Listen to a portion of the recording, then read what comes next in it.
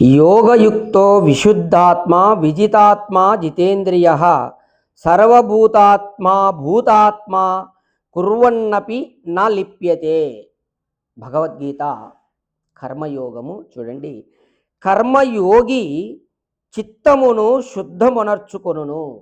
అంటే కర్మయోగి ఎలా ఉంటాడు? చిత్తాన్ని శుద్ధం చేసుకొని ఉంటాడు. ఇంద్రియములను జయించును. తన యొక్క బాహ్యేంద్రియములు అంటే జ్ఞానేంద్రియములు కర్మేంద్రియములను జయించును.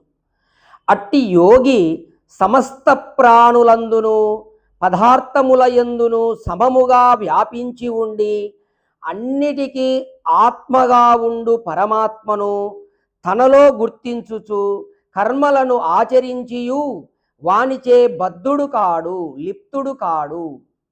చూడండి, కర్మయోగి ఎలా ఉంటాడు అనే విషయంగా కృష్ణుడు చెప్తున్నాడు. అంటే ఇవి కర్మయోగి యొక్క లక్షణాలు అన్నమాట.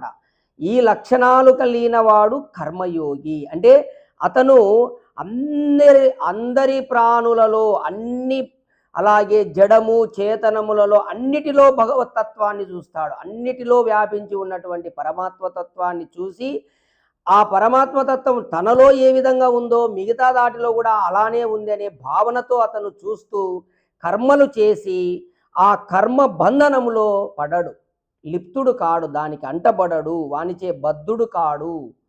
ఓం